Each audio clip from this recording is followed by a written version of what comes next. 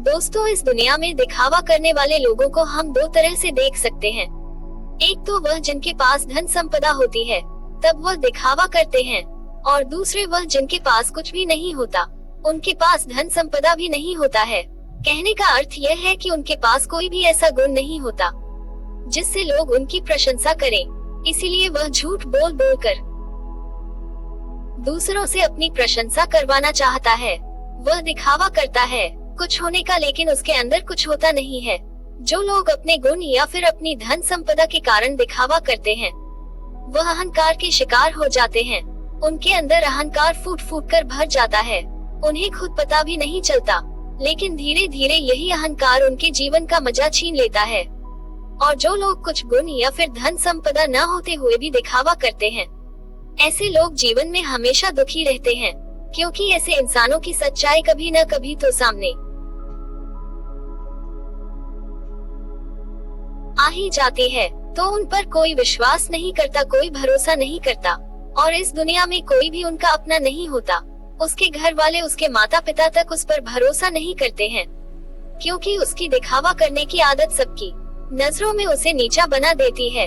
आज की जो कहानी मैं आप लोगों को सुनाने वाला हूँ, वह एक ऐसे व्यक्ति की कहानी है जो दिखावा करने की वजह से परिस्थितियों में फंसता चला जाता है, और आखिरकार उसका परिणाम क्या होता है, ये तो आपको इस कहानी में ही सुनने को मिलेगा।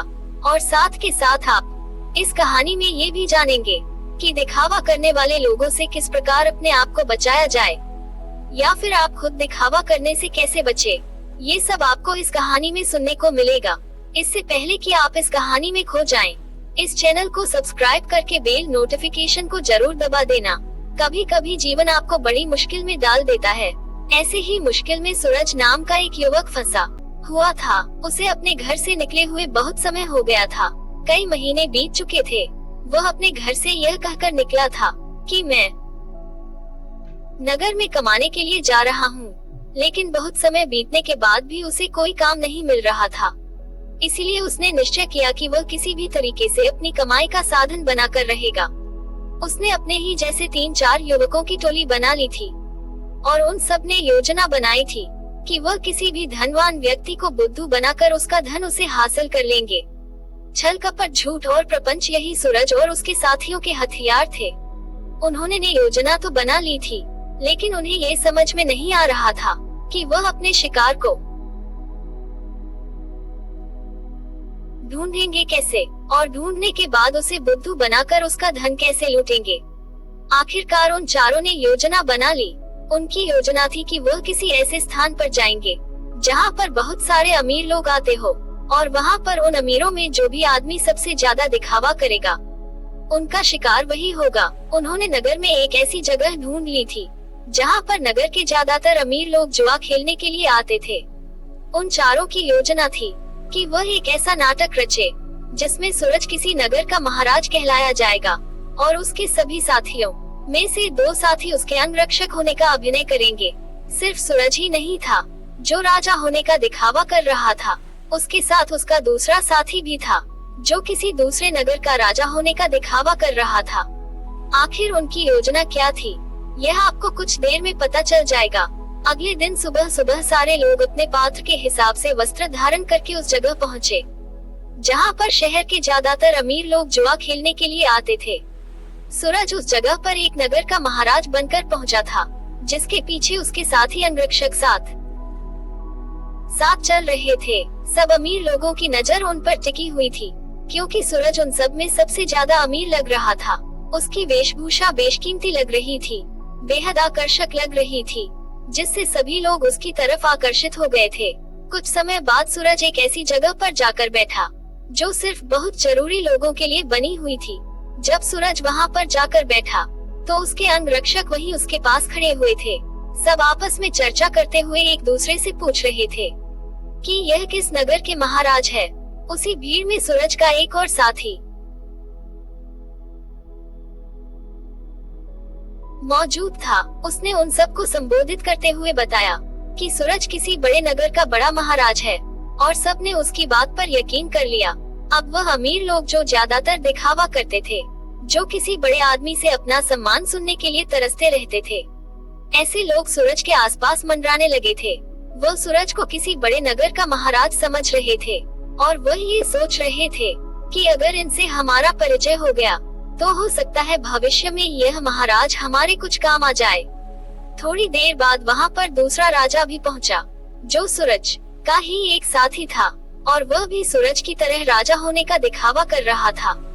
वह दूसरा राजा सूरज के ठीक सामने आकर बैठ गया। कुछ देर एक दूसरे से बात करने के बाद दोनों ने जुआ खेलने का निश्चय किया। कुछ समय बाद जुए की बड़ी बड़ी बाजियां खेली जाने लगी और सूरज, जो किसी नगर का महाराज होने का दिखावा कर रहा था, वह इस जुए में बहुत बड़ी रकम हार गया। लेकिन जब सूरज ने हारी हुई रकम निकालने के लिए अपनी पोटली ढूंढनी चाहिए तो उसे अपनी पोटली मिल ही नहीं रही थी। बहुत देर ढूंढने के बाद भी जब उसे पोटली नहीं मिली तो वह गुस्से से भरकर अपने अंगरक्षकों को डांटने लगा और डांटते हुए उनसे अपनी पोटली के बारे में पूछने लगा। लेकिन उसके अंगरक्षकों के पास इसका कोई जवाब नहीं था। वह सब नीचे गर्दन करके खड़े हुए थे। सूरज ने बड़े ही शांत स्वर में अपने सामने बैठे हुए राजा से कहा कि देखिए, लगता है कि हमारी सोने के सिक्कों से भरी पोटली कहीं पर गुम गई है। मैं मानता हूँ कि मैं जुए में हारा हूँ, लेकिन फिलहाल मेरे पास तुम्हें देने के लिए कुछ भी नहीं है। अगर तुम मुझे कोई अपना पता दे दो तो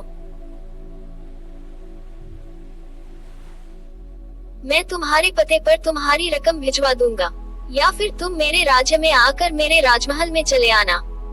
वहाँ पर तुम्हारी पूरी रकम तुम्हें मिल जाएगी। ये सुनकर वह सामने बैठा हुआ राजा गुस्से से आग बबूला हो गया। सूरज को बहुत भला बुरा कहने लगा। नौबत यहाँ तक आ गई कि दोनों में हाथापाई शुरू हो गई। वहाँ पर उसके अंगरक्षक और इधर सूरज के अंगरक्षक दोनों आपस में भिड़ गए। कुछ देर बाद एक अमीर आदमी उन दोनों के बीच में पहुँचा और उन दोनों का झगड़ा सुलझाते हुए उसने कहा कि महाराज, आप मुझसे कुछ धन उधार ले लीजिए। आपको लड़ने की जरूरत नहीं है। यह आपको शोभा नहीं देता है। यह आपकी शान के खिलाफ है। मैं आपको धन उधार दे देता हूँ। आप मेरा धन मुझे लौटा देना। ये रहा मेरा पता। और अपना पता देते हुए उस अमीर आदमी ने सूरज को बहुत सारे सोने के सिक्के दे दिया। जितने वह जुए में हार रहा था, उसने उसी के सामने बैठे हुए राजा के मुंह पर फेंक कर मारी और उस राजा से कहा कि हमारे लिए इन मुद्राओं की कोई कीमत नहीं है। तुम हमें जानते नहीं हो कि हम कितने बड़े महाराज हैं। हमारा नगर कितना बड़ा है, कितना खुशहाल है। अगर तुम कभी हमारे नगर में आओगे तो तुम्हें पता चलेगा इस सज्जन ने मेरी मदद की है और बदले में मैं इसे इसका इनाम जरूर दूंगा। और यह कहते हुए सूरज ने उसे अपने नगर का पता देते हुए कहा कि अगर तुम हमारी मदद नहीं करते तो शायद आज हमें अपमानित होना पड़ता, लेकिन तुमने हमारी इज्जत बचाई है और बदले में हम तुम्हें सम्मान से नवाजा। तुम्हें कभी भी किसी भी चीज की जरूरत हो तो तुम बेहिचक हमारे नगर में हमारे राजमहल के अंदर चले आना। तुम्हारे लिए हमारे राजमहल के दरवाजे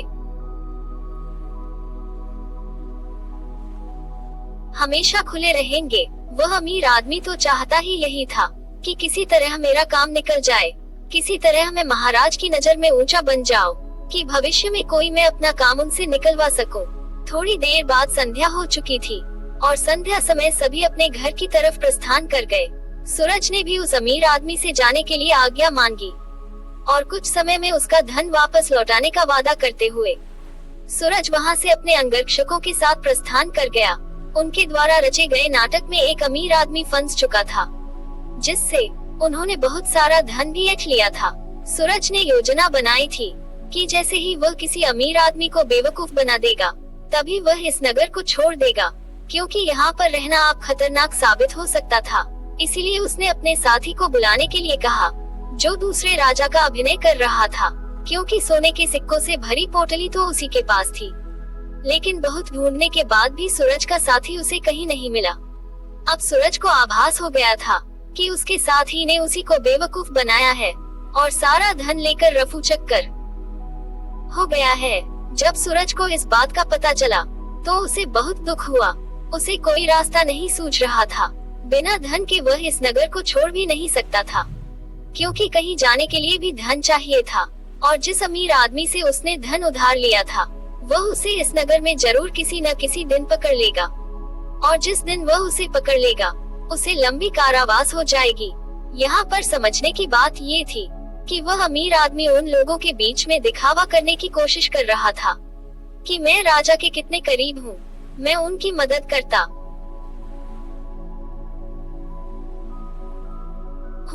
ताकि दूसरे अमीर लोगों को ये लगे कि उसके संपर्क बहुत ऊंचे ऊंचे है, कि बहुत अमीर और बहुत रईस लोगों के बीच में उठता बैठता है, जिससे उसका ओहदा अपने साथियों के बीच बढ़ सके। इसीलिए उसने दिखावे की वजह से सूरज रूपी राजा को वह धन उधार दे दिया था। और सूरज तो जैसा कि आप सबको पता है, वह तो इसीलिए दिखावा कर रहा था कि वह किसी को अपना शिकार बना सके। लेकिन वह कहते हैं कि जैसी करनी वैसी भरनी, दोनों को दिखावे की सजा मिली। उस अमीर आदमी का धन लूट गया और यहाँ सूरज को उसके साथी ने ही बेवकूफ बना दिया था। कुछ समय बाद सूरज को उस नगर के दरबारियों ने ढूंढना शुरू कर दिया, क्योंकि उस अमीर आदमी को पता चल चुका था कि उसके साथ छल हुआ है, उसके साथ कपट हुआ है, और वह किसी भी कीमत पर सूरज को ढूंढना चाहता था। इसीलिए सूरज को छुपकर जंगल के रास्ते से वह नगर छोड़कर भागना पड़ा। जंगल में छुपते छुपाते वह एक दिन एक भिक्षु की कुटिया में पहुंचा, जहां पर एक भिक्षु ध्यान कर रहा था। सूरज उस भिक्षु के चेहरे की सादगी देखकर उसकी तरफ बहुत आकर्षित हो गया। उनके ध्यान से बाहर आने का इंतजार करने लगा। कुछ देर बाद भिक्षु ने जब अपनी आंखें खोली तो उन्होंने सामने बैठे सूरज को देखा। उन्होंने सूरज से पूछा कि तुम कहाँ जा रहे हो और यहाँ पर मुझसे क्या चाहते हो। सूरज उनके चरणों में गिर पड़ा और रोते हुए उनको बोला, गुरुदेव, मैं दिखावा कर कर थक चुका हूँ, मुझे कोई रास्ता नजर नहीं आ रहा। घर वालों के सामने मुझे दिखावा करना पड़ता है कि मैं नगर में कोई काम कर रहा हूँ, और नगर में मैं लोगों को बेवकूफ बनाता हूँ, उनके साथ छल करता हूँ, कपट करता हूँ। मेरा पूरा अस्तित्व दिखावे पर टिका हुआ है। कृपया करके मुझे कोई ऐसा तरीका बताएं जिससे मैं आपकी तरह सादगी भरा जीवन जी सकूं, खुश होकर शांत होकर अपने जीवन का मजा ले सकूं। मैं थक गया हूँ। भिक्षु ने मुस्कुराते हुए कहा कि सारी दुनिया दिखावा ही तो कर रही है। कोई अगर तुमसे कहता है कि तुम तो बहुत ही ईमानदार आदमी हो तो तुम खुश हो जाते हो, ये जानते हुए कि तुम एक झूठे और मक्कार आदमी हो। हर जगह हर परिस्थिति में जब भी किसी इंसान को मौका मिलता है तो वह दिखावा करने से चूकता नहीं है। ये तुमने भी जरूर महसूस किया होगा। दिखावा करने के बाद तुम्हें तो ये लगता है कि तुम बहुत समझदार हो, तुम चालाक हो, लेकिन चालाक होने के कारण तुम्हारे जीवन की सरलता खो जाती है। तुम साधारण नहीं रह पाते, तुम हर जगह दिखावा करने की कोशिश करते हो और इसीलिए जीवन के आनंद को तुम कभी महसूस ही नहीं कर पाते। लेकिन समझने की बात ये होती है कि आदमी दूसरे के सामने दिखावा तभी करता है जब वह सामने वाले की नजर में ऊंचा होना चाहता है।